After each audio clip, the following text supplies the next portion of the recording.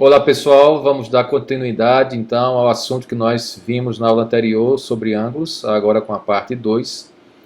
Mais especificamente a gente vai falar sobre classificações, tá certo, de ângulos. Como é um assunto bem extenso, a gente está dividido em partes, né, para que você possa compreender melhor. Eu vou usar o programa Educandos nessa aula para que você possa compreender de maneira mais interativa. Então vamos acompanhar. Vamos lá, primeiro, entendendo a visão, né? Nesse caso aqui, a gente vai entender aquela expressão que se diz, né? Tudo depende do ângulo, né? Veja só, visão frontal. Observe então essa animação. Veja, observando como se eu estivesse ali de frente, né? Ao trem que vem a mim. Parece enorme, não é isso? Mas se eu observo ele da visão lateral, veja.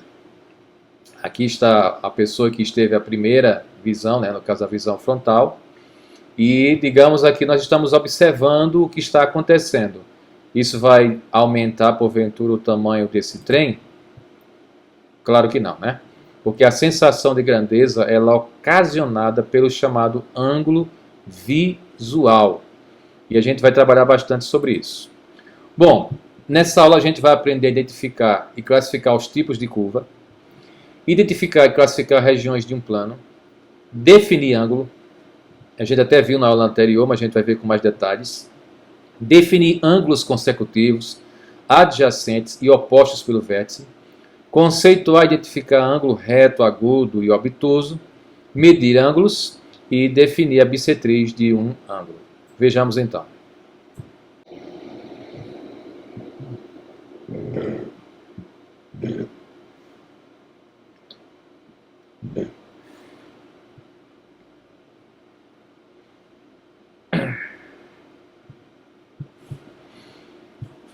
Gente, observando então essas três figuras aqui, ilustrações aqui na tela, veja. Qual é a semelhança entre essas figuras aqui, no caso acima? Né? Todas elas são linhas curvas. Posso perceber que não, né?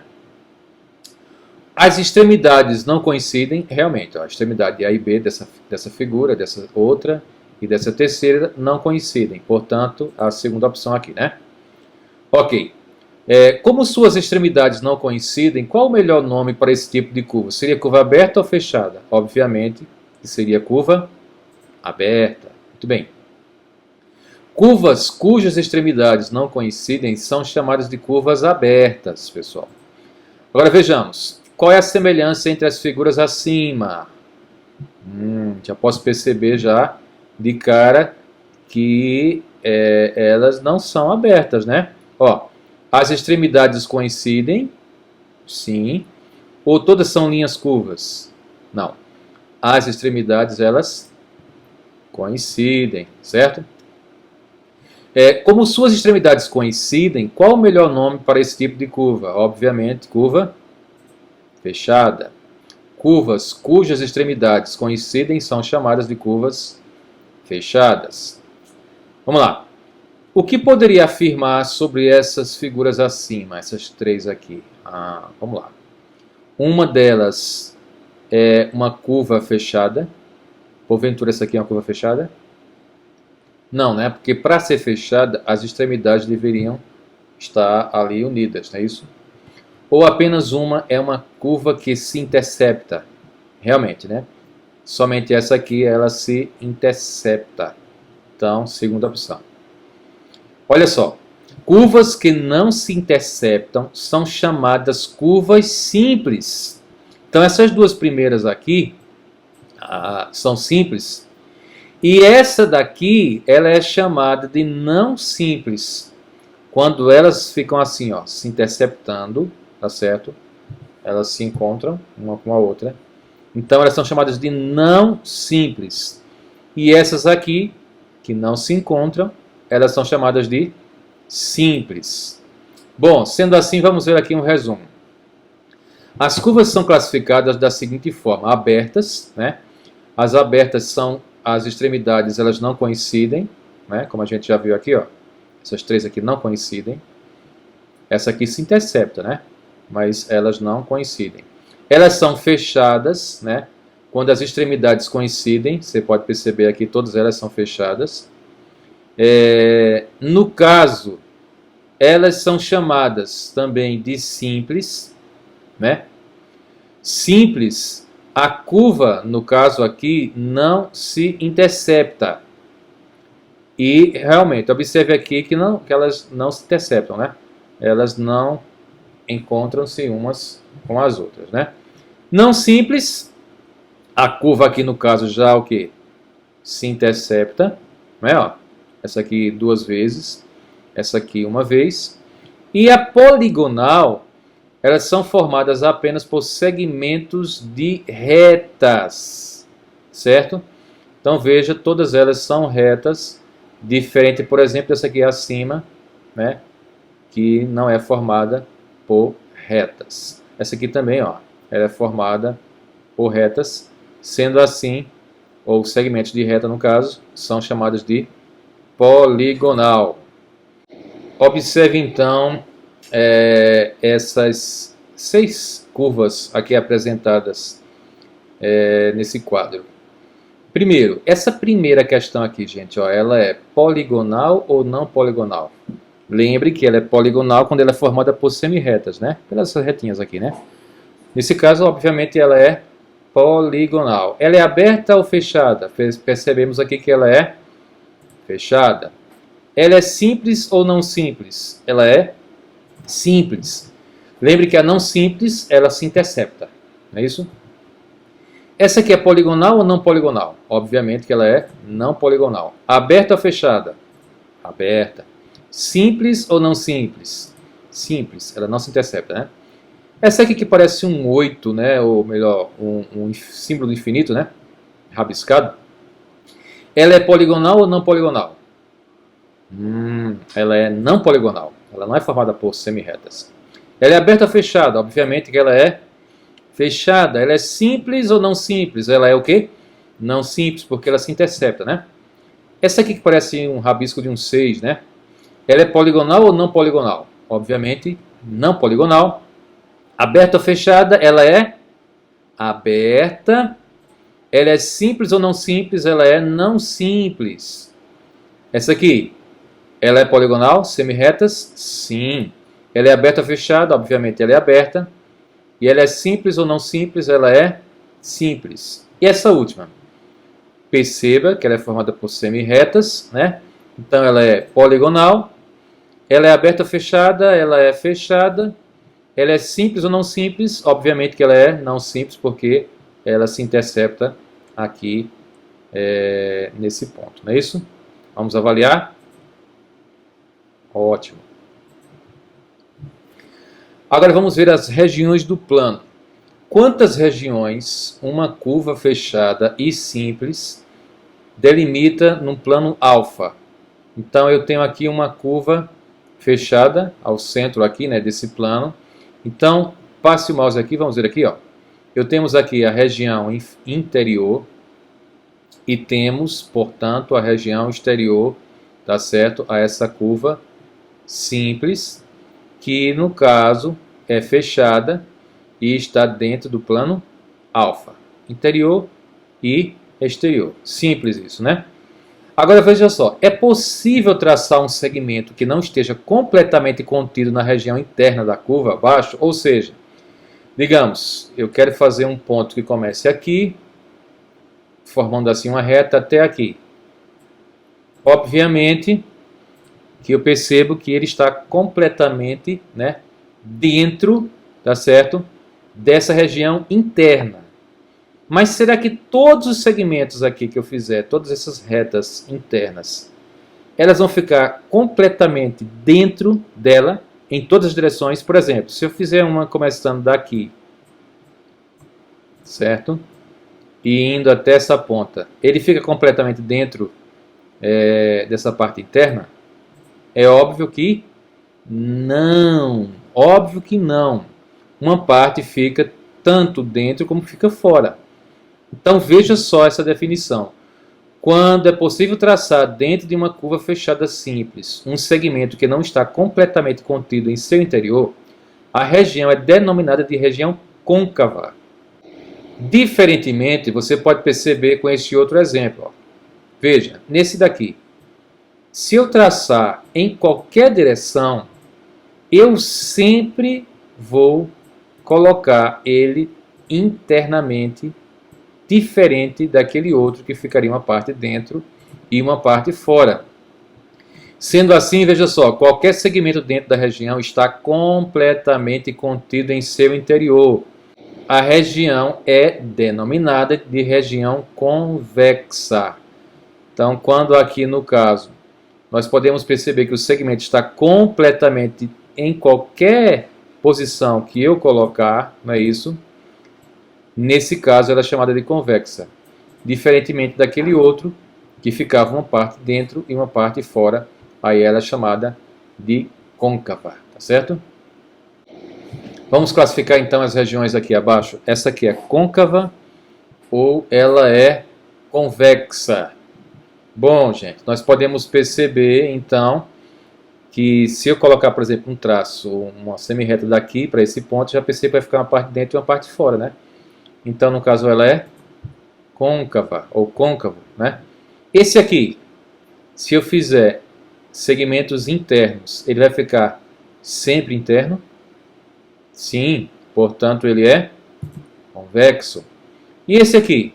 Bom, já posso perceber que se eu começar daqui para cá, ele vai ficar uma parte dentro e uma parte fora, não é isso? Então ele é côncavo. E esse daqui, nós podemos perceber que qualquer segmento que eu criar internamente vai ficar completamente dentro, não é isso? Portanto ele é convexo. Nesse daqui também é a mesma coisa, né? Ó, podemos imaginar que os segmentos de retas internos, convexo também. E nesse daqui a gente pode já perceber que será côncavo, porque não ficará em todas as vezes que eu desenhar um segmento, ele vai ficar completamente dentro. Ele vai ficar uma parte dentro e uma parte fora. Portanto, vamos avaliar? Perfeito. Bom, prosseguindo, pessoal. Então, o ângulo ele é a reunião de duas semirretas de mesma origem, não contidas numa mesma reta, não colineares. Olha aí. A gente até viu isso na introdução da aula anterior, né? Nós temos então a observação aqui, mais uma vez, a região exterior e a região interior do ângulo. Note que um ângulo divide o plano em duas regiões, a região interior ao ângulo e a região exterior a esse ângulo. Graficamente, como é que nós representamos? Né? Com as semirretas, você pode perceber, né? No caso aqui, podemos perceber, né? OA, OB, formando então um ângulo alfa. De maneira algébrica, eu posso representar então ele a partir dos seus pontos aqui nas semirretas, ponto A, O, B, também a partir dos segmentos das retas A, O, B, ou simplesmente A e B. Né? Dois ângulos, eles são chamados de consecutivos quando um lado de um deles coincide com um lado do outro. Olha só, consecutivos, que segue o outro imediato. Então vamos ver aqui um exemplo. Ó. Veja, eu tenho aqui o ângulo AOB, esse primeiro, e esse outro AOC.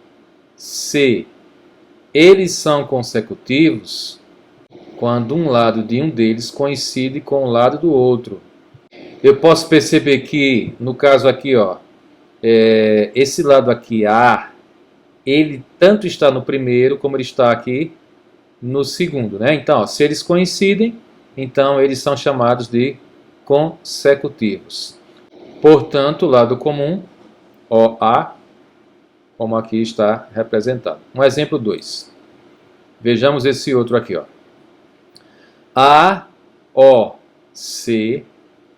e COB são consecutivos. Você pode perceber aqui mais uma vez, quando um lado de um deles coincide com o lado do outro. Eu vejo aqui na primeira o lado C e coincide também nessa outra aqui, tá certo? da mesma forma. Então eles são chamados de consecutivos. Agora também existe eles adjacentes. Na verdade, ele pode ser consecutivo e adjacente ao mesmo tempo. Só que o adjacente tem uma pequena diferença. O adjacente significa junto, próximo, vizinho. Veja um não exemplo. Não exemplo primeiro. Ó. Veja. AOB e AOC, eles são consecutivos. Né? A gente pode perceber, né, que eles se repetem. Não é isso? Mas não são adjacentes, pois possuem pontos internos comuns. Bom, como assim? Vamos ver um exemplo prático para a gente diferenciar. Ó, veja, praticamente o desenho é idêntico, mas veja aqui essa representação. Ó. A, O, C e C, O, B são adjacentes. Ou seja, ó, é como se um continuasse para o próximo, certo? Nesse daqui não, veja, ó, A, O, B e A, O, C tá um dentro do outro, correto? Já esse aqui, ó, A, O, C, digamos, é um e C, O, B é outro. São dois ângulos aqui, ó, certo? No caso, aqui como tem a expressão vizinhos, vizinhos. Nesse aqui não, você pode perceber que um está dentro do outro. Ó. AOB e AOC, ou seja, AOC está dentro do AOB, certo? Então eles são consecutivos, mas eles não são adjacentes. Para ser adjacentes, eles precisam ser ângulos vizinhos um do outro. Deu para entender? Vamos ver na sequência? Dois ângulos eles são opostos pelo vértice quando os lados de um deles são as respectivas retas opostas ao lado do outro. Veja então aqui, ó, nós temos AOB e COD, eles são opostos, né? Pois no caso aqui, OA, né? E OD e OB e OC são opostas. E a gente vai perceber isso quando a gente fizer um cálculo entre esses ângulos. Ou seja, em resumo, esse ângulo que está aqui entre A e B, ele tem o mesmo valor que esse outro aqui de COD. Daí são chamados de ângulos opostos pelo vértice. Vejamos esse pequeno exemplo aqui. Vamos classificar então esses ângulos, se eles são consecutivos, se eles são adjacentes ou se eles são opostos pelo vértice. Observe aqui. Então vejamos esse aqui. Ó. Nós temos aqui AOB e AOC. Eles são consecutivos, adjacentes ou opostos pelos vértices? Vejamos esses dois ângulos aqui, AOB e AOC. Veja, AOB e AOC, eu posso perceber que o AOC ele está dentro do AOB. Né? Nesse caso, ele é chamado de quê? De consecutivo. Vamos confirmar já já, né? Esse aqui, acho que é o mais fácil de todos, foi o último que a gente viu agora, né? A, O, B e C, O, D, eles são o quê? Eles são opostos, né? Pelo vértice. E no caso esse último aqui, ó, AOC, veja, são semelhantes demais, né? Mas observe direitinho, ó, AOC e COB, veja, nós temos um ângulo aqui e na sequência temos outro ângulo, né? Nesse caso, eles são chamados de quê? De adjacentes. É isso? Perceba que todos estão corretos, né? Só reforçando aqui, ó, esse aqui é consecutivo, porque, veja, AOB, AOC, esse AOC está dentro do AOB. Diferente desse outro, né? Ó, AOC e COB é como se fossem dois ângulos, um vizinho do outro. E esse aqui, no caso, a gente pode perceber que está um dentro do outro. E esse aqui é mais fácil, né, porque é oposto pelo vértice. Quando duas retas se interceptam, elas formam 4 ângulos iguais 2 a 2. Girando em uma das retas, podemos obter a configuração em que 4 ângulos são congruentes. Nesse caso aqui a gente pode perceber, né, ó, esse ângulo aqui de cima é igual ao ângulo de baixo. No caso, eles dois aqui são diferentes desses outros ângulos aqui, né? Porém, esse e esse são iguais. Então, são iguais 2 a 2, né? 2 aqui, 2 aqui. Mas, em um determinado momento, eles se tornam 4 iguais, né? Ó, se eu fizer assim. Posso perceber, então, aqui que formou 4 ângulos retos, né? Nesse caso, dizemos que as retas são perpendiculares e que obtivemos 4 ângulos retos, né? E os ângulos eles podem ser agudos e também podem ser obtusos. Isso no caso aqui a gente vai ver na sequência. Um ângulo agudo é quando ele é menor que um reto, ou seja, ele é menor do que 90, não é esse caso aqui. E um ângulo obtuso é um ângulo maior que um reto, maior que 90 graus. A gente vai ver aqui na sequência, né? Vamos classificar então os ângulos indicados abaixo em reto, em agudo e em obtuso. Pronto, a gente aqui já pode perceber isso. Nesse daqui, ó, esse ângulo aqui, ele é reto, agudo ou obtuso? Lembre que para ele ser reto, ele tem que ter 90 graus. Agudo, menos de 90 graus. E obtuso, ele tem que ter mais de 90 graus. Não é isso? Então, nesse caso aqui, eu posso perceber que esse aqui, ele é o quê? Ele é agudo. Isso. Esse outro aqui, esse ângulo, eu posso perceber que ele é um ângulo reto. Esse outro ângulo aqui, gente, ele forma um ângulo maior que 90 graus? Sim, né? A gente pode perceber que ele ultrapassa os 90. Portanto, ele é um ângulo obtuso, né? Esse outro aqui também, será que ele passa os 90 graus? Sim, né? Portanto, ele é um ângulo obtuso também. E esse ângulo aqui, ele passa 90 graus? Não, ele é um ângulo agudo. E esse aqui, no caso, vamos passar a ter um ângulo reto. Não é isso? Vamos confirmar? Ok. Vamos ver agora a definição de bissetriz de um ângulo. Veja, a bissetriz de um ângulo é uma semirreta com origem no vértice do ângulo e que o divide em dois ângulos congruentes. Como assim? Observe. Então veja aqui neste exemplo aqui. Olha, nós temos aqui então o AOC, e nós temos aqui o COB, né? A gente já pode perceber de cara que eles são então adjacentes, justamente porque esse centro aqui, ele é chamado então de bissetriz de um ângulo. É justamente ele que está fazendo a divisão entre esses dois ângulos, digamos uma separação, embora eles estejam, na verdade, unidos, ok? Vejamos um exemplo prático aqui. Determine o valor de x sabendo que OC é a bissetriz de AOB.